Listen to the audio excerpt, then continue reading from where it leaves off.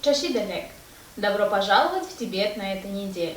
С вами еженедельные новости о Тибете, его святейшестве Далай-Ламе и Центральной тибетской администрации.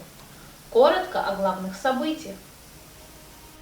Сикьон отправился в официальный благодарственный тур по северо-востоку Индии. Сикьон дал высокую оценку закону США о защите уйгуров от принудительного труда. Всепартийная парламентская группа по Тибету Великобритании обсудила вопросы, связанные с Тибетом. Японские парламентарии созвали общее собрание по Тибету, заверив тибетцев в своей поддержке. В ходе 46-й сессии Комиссии ООН по правам человека Великобритания и Европейский Союз призвали Китай к защите прав в Тибете. Институт тибетской политики организовал круглый стол на тему «Выдвижение проблем Тибета на передний план» и призвал тибетцев создавать больше работ, посвященных тибетскому вопросу, для дальнейших их публикаций.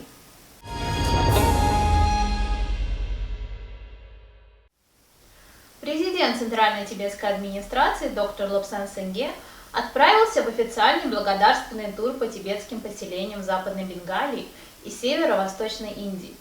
Доктор Сенгге отметил, что причиной начать свой благодарственный тур с северо-восточных поселений Индии стала его особая привязанность к тому месту, где впервые поселились его родители и где он родился и вырос, и поэтому считает такое начало тура хорошим знаком.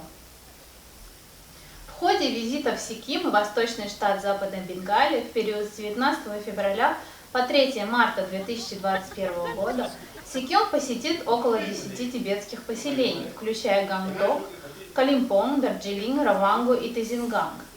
Обращаясь к тибетцам этого региона, Сиким выразил благодарность за предоставленную ему возможность в течение 2 сроков пребывания на своем посту служить его святейшеству Далай-Ламе и делу Тибета. Во время визита доктор Сенгге имел официальную встречу с Шри Прем Сингхом Тамангом, главным министром Сикима. В понедельник на этой неделе президент доктор Лобсан Сенгге высоко оценил закон США о защите уйгуров от принудительного труда, налагающий запрет на закупку продукции из Синьцзяня, изготовленной с применением принудительного труда. Доктор Сенгге поблагодарил конгрессмена МакГоверна и соавторов за повторное внесение на рассмотрение Палаты представителей этого законопроекта, который не только запрещает ввоз подобной продукции из Синьцзяна, но и обеспечивает привлечение Китая к ответственности за многолетние репрессии, проводимые китайскими властями в отношении уйгурского мусульманского меньшинства и тибетцев, насильно загнанных в трудовые лагеря. Данный законопроект внесли на рассмотрение председатель исполнительной комиссии Конгресса США по Китаю конгрессмен Джим МакГоверн и сопредседатель комиссии по правам человека Том Лантос, а также Крис Смит, Томас Сооци, Вики Харслер, Том Малиновский, Майк Галлахер и Дженнифер Векстон. Во вторник на этой неделе состоялось виртуальное заседание Всепартийной парламентской группы по Тибету Великобритании. Господин Джонс из организации «Свободный Тибет» сообщил о положении тибетских политических заключенных в Тибете в настоящий момент. Депутаты подняли вопросы о неизвестном до сих пор состоянии Таши Вангчука, защитника прав тибетского языка в Тибете. Председатель Тим Лоутон предоставил обновленную информацию о Тибете и сообщил, что в мае законопроект будет вновь представлен в Палату общин, а также о возможности внесения на рассмотрение расширенного законопроекта с тем, чтобы заручиться дополнительной поддержкой и принять закон на государственном уровне. Члены всепартийной парламентской группы обсудили вопросы, касающиеся данного законопроекта. Встречу организовал и провел Тим Лоутон, член парламента и сопредседатель британской парламентской группы по Тибету. К виртуальной встрече присоединились другие парламентарии Великобритании, представители групп поддержки Тибета и председатель тибетского сообщества Великобритании. В пятницу на прошлой неделе Всепартийная парламентская группа поддержки Тибета в Японии провела общее собрание в зале заседаний Палаты представителей, цель которого – обсуждение тибетского вопроса и укрепление поддержки тибетского народа в борьбе за справедливость и права человека в Тибете. На собрании с участием 49 японских парламентариев господин Нагао Такаси, генеральный секретарь и член Палаты представителей, объявил, что в настоящее время 99 членов парламента, поддерживающих Тибет, представляют собой самую многочисленную парламентскую группу поддержки Тибета во всем мире. При этом число новых японских парламентариев, выступающих в поддержку Тибета, увеличилось на 6 человек. Доктор Цеван Гелпо Ария, представитель его святейшества Далай-ламы в Японии, кратко ознакомил законодателей с текущей ситуацией в Тибете, с положениями закона США, тибетской политики и поддержки, а также с планами действий на будущее. Он рассказал о политике китайского правительства по запрету тибетского языка в школах, вмешательстве управления монастырями, об усилении ограничений и слежке за передвижениями в Китае, незаконных арестах, пытках и гибели тибетцев.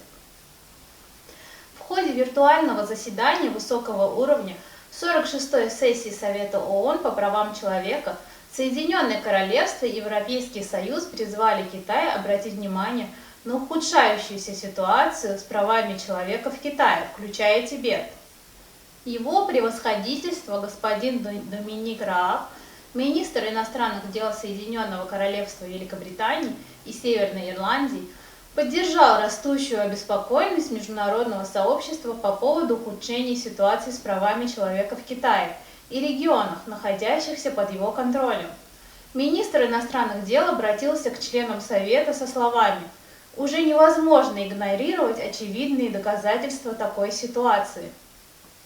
In Tibet, the situation remains deeply concerning, with access still heavily restricted. And meanwhile, we see almost daily reports now that shine new light on China's systematic human rights violations perpetrated against the Uyghur Muslims and other minorities in Xinjiang. The situation in Xinjiang is beyond the pale. The reported abuses, which include torture, forced labor, and forced sterilization of women, are extreme and they are extensive.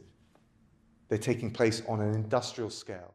The European Union's call on China to comply with its obligation under national and international law to respect and to protect human rights, including the rights of persons belonging to minorities in Xinjiang, in Tibet and in Inner Mongolia. Секретарь призвал механизмы ООН по мониторингу и защите прав человека отреагировать на сложившуюся ситуацию, а членов Совета действовать в соответствии со сферой их ответственности. Далее секретарь заверил, что Великобритания возьмет на себя обязательство высказываться в поддержку народа Тибета, страдающего от чудовищного обращения со стороны Китая. Во вторник на этой неделе Институт тибетской политики при Центральной тибетской администрации организовал круглый стол на тему «Выдвижение проблем Тибета на передний план», взяв за основу материалы, опубликованные в декабре в своих ведомостях, изданных на английском языке. Обсуждение круглого стола было направлено на максимальное освещение тибетской проблемы, предоставив тибетским ученым платформу для объединения своих ресурсов и обсуждения вопросов о Тибете и мировосприятии. Тензин Лекши, директор Института тибетской политики, призвал тибетских ученых-исследователей присылать свои работы по тибетской проблеме в разных сферах религии и культуры, языка, традиций и историй, с целью их публикации силами Института тибетской политики, заостряя особое внимание на качестве публикаций, которые институт планирует распространять в школах и библиотеках колледжей, исследовательских центрах в Индии и за рубежом. В мероприятии приняли участие 9 тибетских ученых, включая исследователей из Института тибетской политики. На сегодня это все. Всем хорошей недели и до скорых встреч!